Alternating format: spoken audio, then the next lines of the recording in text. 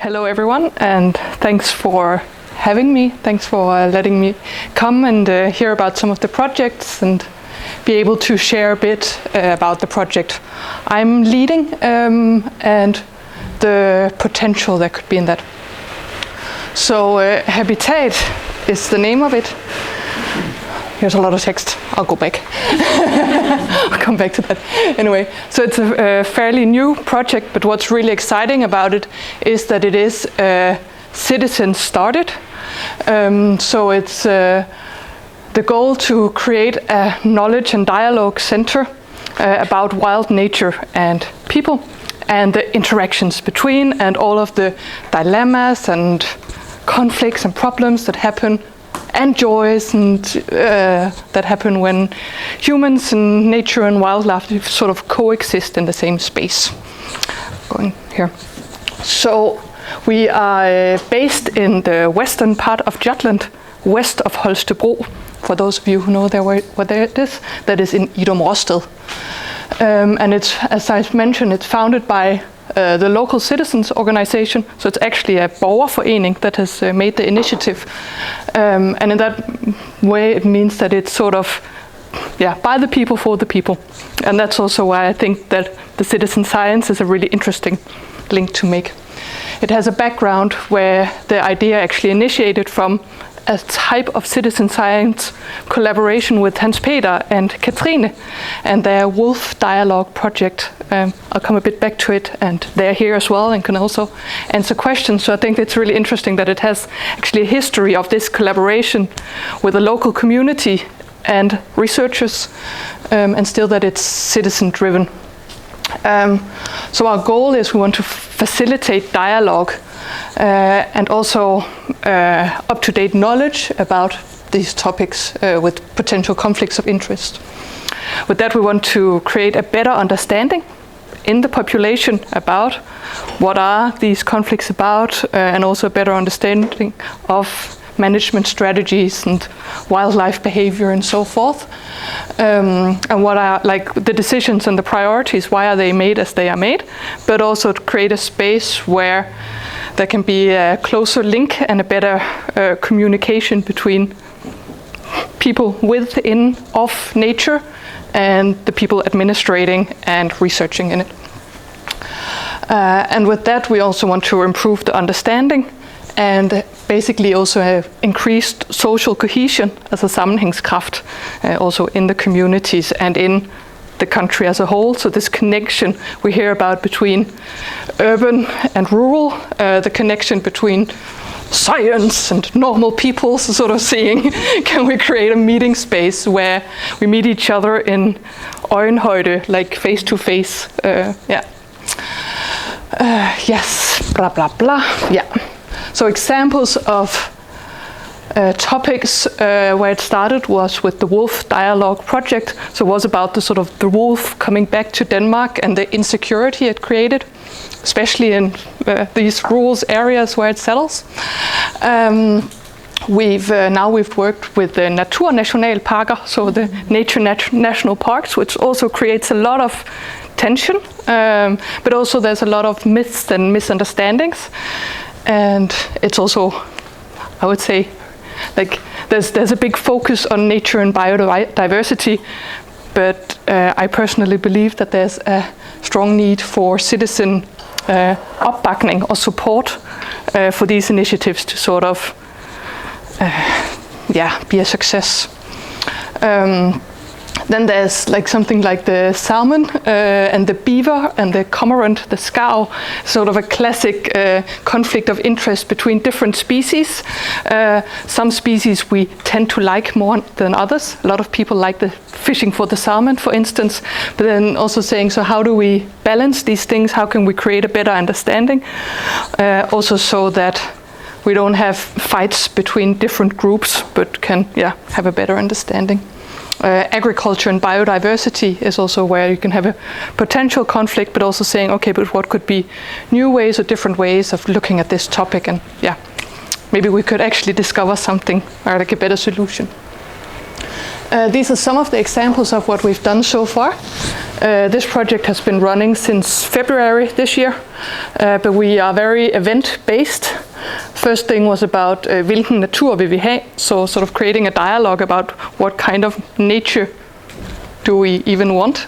So creating awareness and about that, but also having people reflect on this and meet in dialogue with different talks.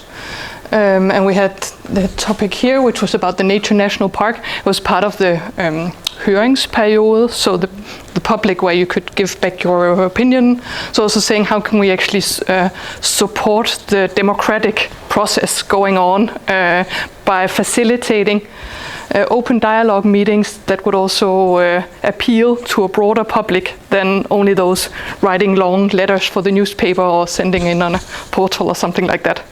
So we're very sort of trying to be very broad and including, and so far we have big success with that. Part of that is also that we work with how can we communicate about nature in other ways. So we had topic up the top, sort of very family-minded. We had a falconer come and show her birds, but with that also communication about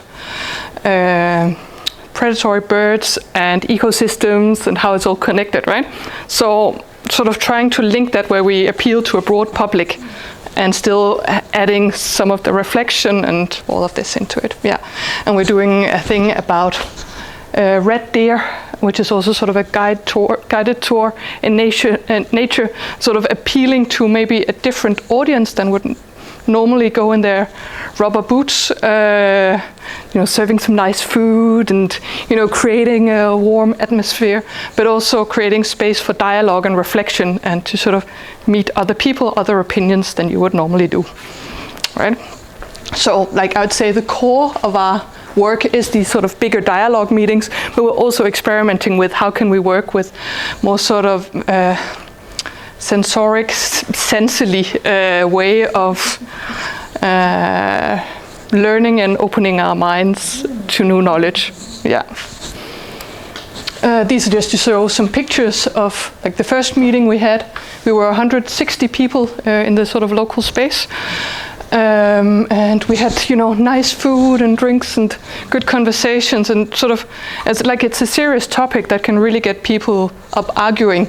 And there was room for disagreement, but at the same time, it was also about creating a vibe where you felt safe in learning something new and discussing these topics. And we made sure to sort of mix people. So that they were sitting with other people than they came with, to sort of, again, expose people to different opinions, and very much to get, also to have a face, like this face-to-face contact, as opposed to social media, where a lot of discussions, and especially the unconstructive discussions are going on. So sort of, okay, how is it when we're actually sat face-to-face with each other? Yeah. So, what we've learned so far is that there's really a big interest locally in this sort of human-nature interaction, and in gaining new knowledge. People are really open and willing to learn something new, and also to improve their understanding of the issues and also other perspectives. We also know that there's many locals that have interest and knowledge in sort of very specific local aspects of nature, sort of the hunters or the fishermen or the people managing the heathland, or sort of that have been working with it for generations. And in some, there's this sort of feeling of disempowerment, being disempowered by sort of centralized decision making and not feeling heard. And with that also a desire to be sort of in the public, to be closer connected to research and to be more involved. So we have a group that sometimes what you hear and what you see is maybe frustration, but in that frustration there's also a lot of energy and a lot of willingness to learn. And I think there's a big potential to bridge that gap. Where I see us, Habitat, and our role is that we can be a local collaborator. I think it was on Gitte's first slide, there was the importance of the gatekeeper into a local community.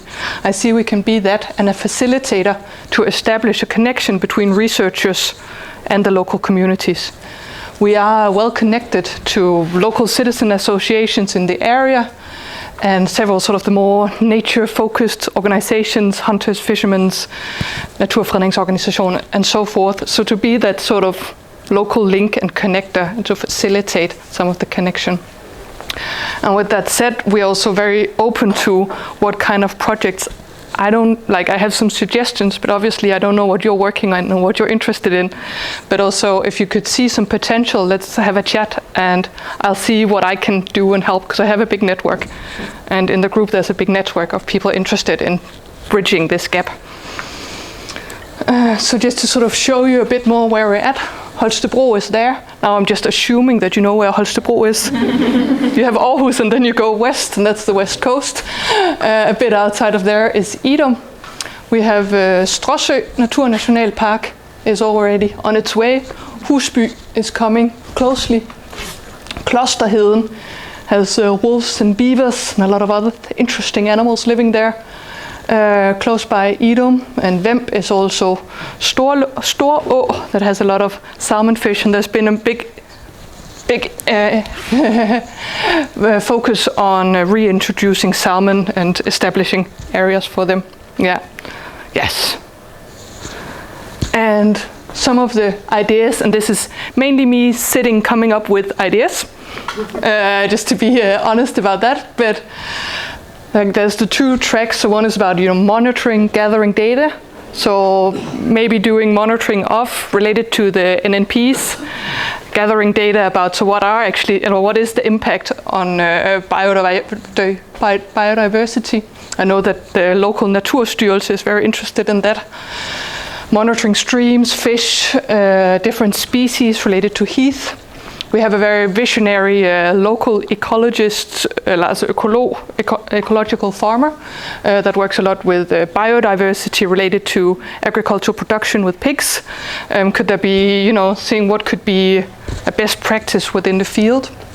And also, we have a lot of grazing sheep. Could there be, interesting projects within that? But also, so the Wolf Dialogue project was the beginning, but also it would be interesting to understand how is a local relationship with, the natural landscape, how does it change over time?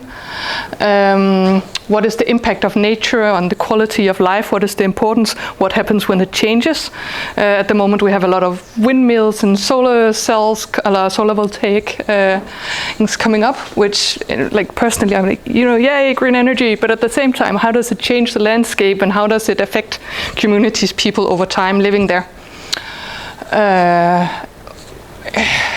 Maybe working with a more sort of participatory decision making and democratic management. So sort of in the Wolf Dialogue project, citizens actually gave input their future work, but also explore methods for creating more mutual understanding despite disagreement in a group, and maybe looking at the NNPs and their effect of friluftsliv, outdoor activities and human behavior, as it's one of the sort of big concerns.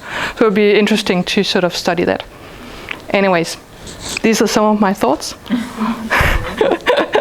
If you're interested in doing something in maybe also an area of Denmark that isn't covered that much, I see it also as a potential to spread out geographically and to include a different group of collaborators and a different population group, then maybe it would be the first choice. I think there's something to work with there. Yeah. Thank you.